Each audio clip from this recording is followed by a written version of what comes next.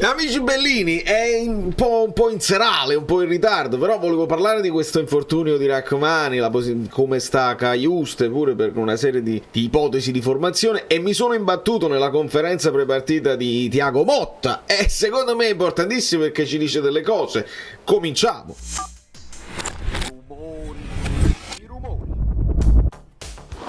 Dobbiamo affrontare delle cose. Pietro Vastola, benvenuto sul canale, benvenuti a tutti i nuovi iscritti. Siete aumentati dal giorno alla notte in maniera esponenziale, perché ovviamente il video di approfondimento è andato molto bene. Bene poter fare video, io amo questa cosa qua, quindi lasciate il like, quello là, benaugurante, perché io amo tantissimo fare degli approfondimenti anche facendo le pulci al Napoli, però con i 3 punti in tasca è la cosa più che ci dà un po' più di serenità e dà serenità al gruppo, perché adesso vedremo anche per quanto riguarda il gruppo. Thiago Motta la dice, cioè quello che non dice più di quello che dice. Andiamo a vedere con un Abraham tattico di cosa si tratta. Prima di tutto la situazione degli infortunati, perché non sono molti, ma sono infortunati chiave, perché Gollini, vabbè, personalizzato in campo, quindi immaginiamo ancora un Contini, un Idasiak dietro Meret, ma interessa poco, avrebbe giocato comunque Meret. Rachmani si è sottoposto a esami strumentali che hanno evidenziato una lesione di basso grado del muscolo semimembranoso della coscia sinistra. Il difensore azzurro ha iniziato l'iter riabilitativo. Cajuste ha svolto lavoro personalizzato in campo. Questo cosa vuol dire, ragazzi? Che per Rachmani probabilmente, almeno le ipotesi che ci fanno i vari blog di Marzio e compagni, anche quelli che si occupano di fantacalcio, perché chi ce l'ha Rachmani? Io ho detto uno che gioca sicuramente sempre è Rachmani, e quindi andava preso. No, ti salta probabilmente un mesetto, non lo so, è una lesione di basso grado, però va a recuperare, ci vuole il tempo che ci vuole. Di conseguenza siamo corti e ci sono delle possibilità, perché Ostigard, Juan Jesus con Nathan che ha fatto il suo esordio, e adesso vediamo un pochino di cosa si tratta. Contemporaneamente mi faceva piacere entrare proprio nei meandri, perché leggendo il report dell'allenamento del Napoli ci postano delle foto. Guardate Lindstrom come sorride, e io mi ero permesso, e non solo lui, perché poi guardate Nathan come sorride, sta proprio contenti, perché quello è un ragazzino che ha esordito in Champions League con una scivolata delle sue, di cui si parla tantissimo. Nei commenti mi potete dire, ma ha fatto paura quella scivolata, perché comunque con le mani dietro da lontanissimo è partito in scivolata, non lo so. Comunque lui è contento, ha vinto, ha esordito, ha vinto con la sua squadra, è contentissimo. Quindi io mi ero anche permesso di suggerire una cosa, ma era una riflessione, un'intuizione mia personale. Ecco, io l'ho buttata lì così, nel senso, sul mio amiceratissimo canale Twitter, che potete seguire perché lo sto utilizzando con più continuità. Lindstrom titolare. Mi sto convincendo che un modo per uscirne è mettere dentro i nuovi che hanno meno infrastrutture mentali. Nathan morale altissimo, questo l'ho scritto il 21, quindi ieri inizierà. Nathan morale altissimo, Lindstrom sorride ed è felicissimo. Se Cajuste non è infortunato, dentro anche lui al posto di Frank, mi sono permesso di dire. Ora, su Cajuste purtroppo no, perché non purtroppo se ancora fa personalizzato in campo la vedo difficile. Al massimo può recuperare e te lo porti in panchina, però è difficile immaginarlo titolare. Facciamo questo tentativo di capire a che livello stiamo con un'analisi tattica. Poi dobbiamo vedere le parole di Thiago Motta, che sono secondo me importantissime, anche perché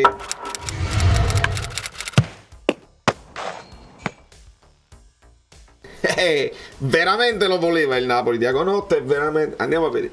Allora, quindi dobbiamo escludere Rachmani for sure, per forza. For sure significa per forza in questo caso, e dobbiamo togliere Caio. Li togliamo. Questa è la situazione, diciamo, di base. Ora, Garcia aveva intenzione di far esordire Rachmani Nathan con il Genoa. Sappiamo questo, ci crediamo. Ovviamente far esordire Nathan con un Rachmani vicino. Non lo so se Nathan è considerato già pronto per essere titolare con Ostigard. Ostigard in questo momento è l'unico che è sicuro del posto, perché al posto di Rachmani deve giocare lui. Juan Jesus convince o non convince? Lui fa anche delle dichiarazioni, dice vi sto sentendo parlare assai, lui sta molto sui social, prendetevela con me, no, ho le spalle larghe per ricevere qualsiasi tipo di critica, non prendetevela con gli altri ragazzi. Quindi io non lo so, nella mia idea sì, Nathan ha il morale alto, non lo so se è pronto ad essere buttato subito nella mischia contro un Bologna che è tostissimo, che ha un gioco particolare, che ha un attaccante particolare, che è un attaccante di manovra che aiuta molto gli inserimenti. Quindi metterlo lì non lo so, forse è ancora il caso, nonostante non vi piaccia, nonostante non convince, nonostante non sia Kim, forse è ancora il caso di confermare Juan Jesus lì. Poi domani conferenza di Garcia, ci dice la formazione e siamo sicuri, però facciamo questa ipotesi. Un'altra ipotesi che si può considerare in maniera proprio assurda: Juan Jesus proprio non convince, anche Garcia si sta convincendo, Nathan non è pronto, benissimo, questa è la soluzione.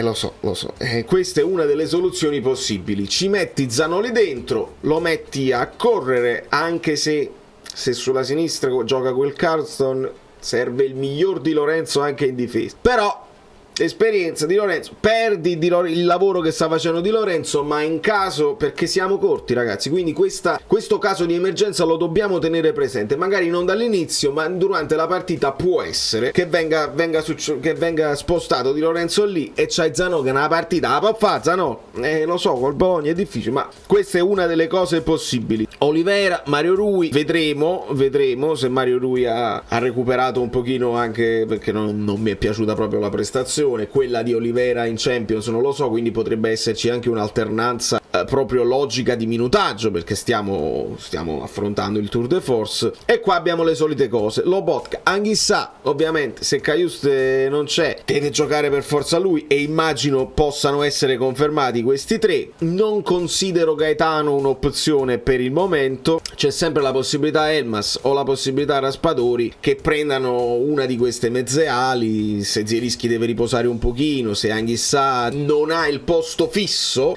allora tu puoi anche considerare Elmas in quella zona, puoi farli giocare diciamo a due con un Raspadori che è più sottopunta che mezzala. Queste sono le possibilità. Dopodiché io ce l'ho qua, ce l'ho esternamente. Questo signore qua io lo butterei nella mischia. Politano non sta facendo nemmeno malissimo, ma proprio per dare anche una soluzione diversa anche per i vecchi, anche per quelli che rappresentano il gruppo squadra, avere un compagno che ti scompagina, che non fa le cose che tu già ti aspetti, può alzare l'attenzione, può creare curiosità, puoi cercarlo di più senza sempre andare a sfondare dalla parte di Kvara, quindi avere qualche altra soluzione. Io la butto lì, Lindstrom anche al posto di Kvara, proprio perché così non ha quella pressione che deve cominciare dal primo minuto e deve per forza segnare, e se non segna entro 70 minuti è capace che arriva un'altra sostituzione ed è peggio.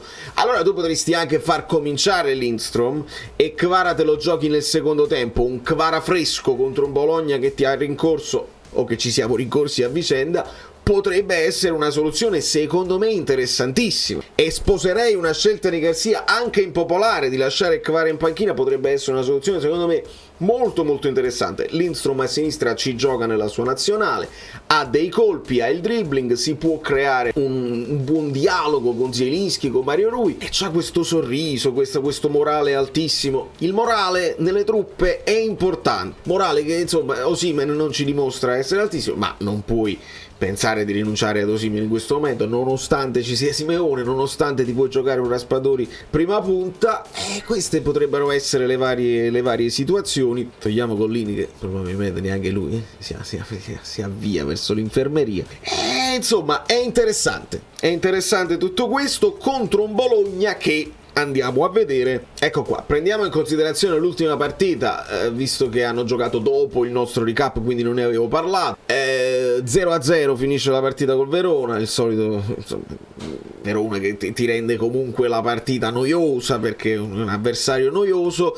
9 tiri in porta totali per il Verona, 11 per il Bologna, 4 in porta per il Bologna. Un tipo ha fatto anche delle bellissime parate, una su Carlson ancora meglio delle altre. Il Bologna fa il possesso palla, il Bologna di Thiago Motta è una squadra che ama palleggiare, è una squadra che si muove molto, fa molti passaggi, la precisione dei passaggi è nella media, falli ne fa 10, ne fa 18 il Bologna, non ha importanza qual è l'allenatore del Bologna, del Verona, è comunque una squadra fallosa. Vedete il DNA, il Napoli non è una squadra che può mettersi a 6 in difesa, aspettare, ripartire a 60 metri, non ce l'abbiamo proprio nelle nostre cose. Quindi questa è la situazione. Nel frattempo che Frosinone è ancora in vantaggissimo su Paolo Sousa, che meno male. Però se vi dico meno male che Paolo Sousa non è stato l'allenatore del Napoli, meglio Garcia, e non ho dubbi su questo, lo ribadisco. Thiago Motta invece è un'altra situazione. Nonostante Thiago Motta giochi con questo 4-2-3-1 un po' mascherato, perché Ferguson sì, lo porta sotto punta qui, ma è comunque un centrocampista che va, quindi lo puoi mettere un po' più dietro. Freuler, Abisher possono fare il famoso triangolo che si somiglia molto a quello che faceva Spalletti. In questo caso hanno anche una bella abbondanza in attacco, perché con Carlson mi sono innamorato completamente. È un giocatore che ha una tecnica pazzesca, un tiro, velocità di tiro, a dribbling, veramente un prospetto che, se è vero che il Napoli ci aveva messo gli occhi addosso, ad oggi da quello che ho visto dagli highlights solamente, meglio lui che Lindstrom. Poi sta avendo un po' di continuità col Bologna, Lindstrom lo dobbiamo vedere in campo, sennò che possiamo commentare. Ndoye che ha avuto un bellissimo impatto, e poi Orsolini in panchina, quindi Posch in questo caso in panchina, c'è questo Fabian, di proprietà dell'Inter. Insomma, è una squadra secondo me interessante, che va affrontata con grande rispetto, ma non con paura, perché se entriamo con paura è peggio. È peggio, perché abbiamo visto che la squadra è impaurita, anche contro una squadra più piccola come il Braga, non è andata benissimo. E quello che dice Thiago Motta è indicativo, perché dice il Napoli è una buona squadra. Prima di tutto Thiago Motta molto infastidito nella conferenza. Aggiungo, conferenze, microfoni dei giornalisti di Bologna non si sentono, aggiustate, ogni mondo è paese, ognuno ha i suoi problemi. Thiago Motta mi somiglia ma proprio assai a Spalletti, cioè proprio un po' flemmatico nelle risposte, molto calmo. Forse la calma dell'allenatore porta anche una certa credibilità. Poi in campo Spalletti era una furia, però risponde con molta calma a tutte le domande, forse troppa calma, e però dice il Napoli è una buona squadra. Se l'è visto per bene l'ultima partita con il Braga, gli fanno tantissime domande sul Napoli, gli fanno domande su Garcia, quindi per questo è anche insomma un po' infastidito, ma dice semplicemente una buona squadra, ribadisce che abbiamo vinto l'anno scorso, ma non dice è un Napoli imbattibile, dobbiamo vedere quello che dobbiamo fare, un pareggio e tanta roba. Dice una buona squadra.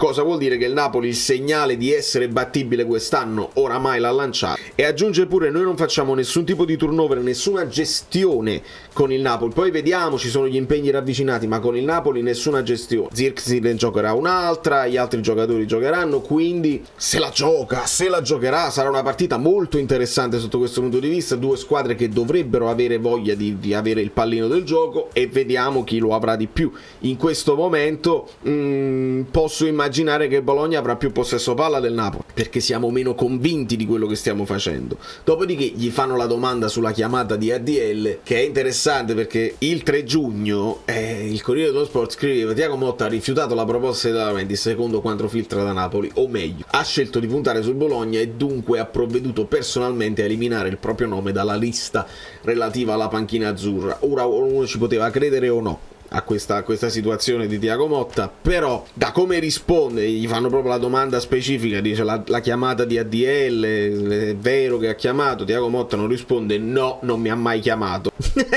Thiago Motta risponde non è il caso di parlare del passato, quindi conferma a tutti gli effetti la chiamata di ADL, conferma che ADL ha registrato un secco no, cioè Motta ha rifiutato il Napoli, ha preferito rimanere al Bologna perché evidentemente è chiaro, qualcuno dirà la paura della pressione, non è pronto per la piazza, eccetera eccetera, oppure con lungimiranza dice io col Bologna ancora cresco, un po' il discorso di De Zerbi, no? Si fa la sua esperienza con Sassuolo, sviluppa le sue idee, le consolida, poi va a fare l'esperienza all'estero, poi si gioca la carta Premier League ed è pronto. Thiago Motta anche, invece di venirsi a bruciare, perché comunque il Napoli è una panchina che scotta, un presidente che ha comunque un rapporto difficile con i suoi allenatori, dice no, mi faccio la mia esperienza a Bologna e poi mi posso giocare se faccio un'altra stagione buona e confermo quanto di buono ho fatto vedere, mi posso giocare delle piazze ancora più importanti.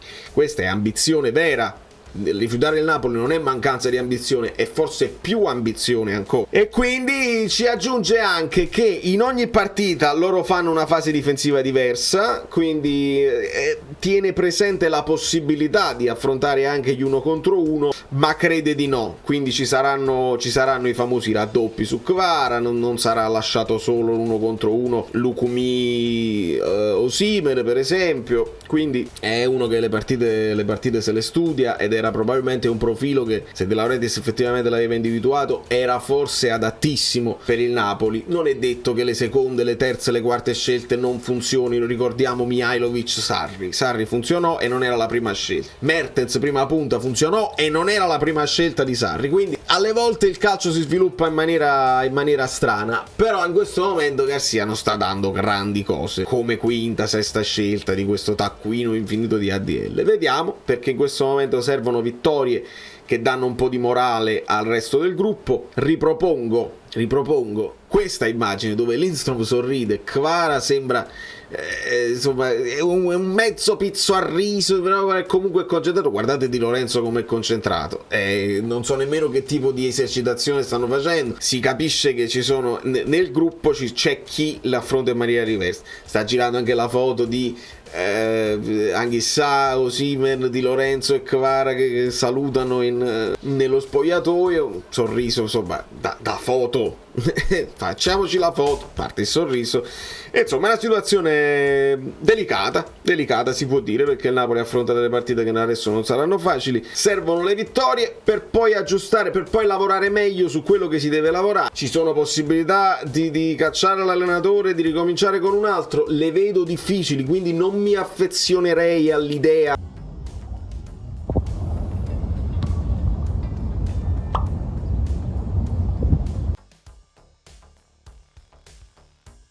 di un Napoli che stecca un paio di partite e De Laurentiis interviene, perché non so chi è disponibile e non so se quelli disponibili che vogliono venire tra quelli disponibili chi vuole venire a Napoli a raccogliere i cocci, la patata bollente, non lo so, e non so chi verrebbe, se è in grado poi di risolvere la situazione e di farci tornare a giocare il calcio che conoscevamo. Secondo me è più plausibile che Garcia con un po' più di tempo a disposizione, possa aggiustare una cosa alla volta e i giocatori si convincono che possono dare anche loro qualcosa di più, perché aggiungiamoci anche certe prestazioni individuali non convincenti, e ci rimettiamo in sella, perché ricordiamo che se ovviamente noi mettiamo gli occhi sul secondo scudetto consecutivo, comincio da 4, è difficile e rimaniamo male. Se invece noi teniamo presente come obiettivo il terzo o il quarto posto per andare in Champions League, il Napoli è alla portata,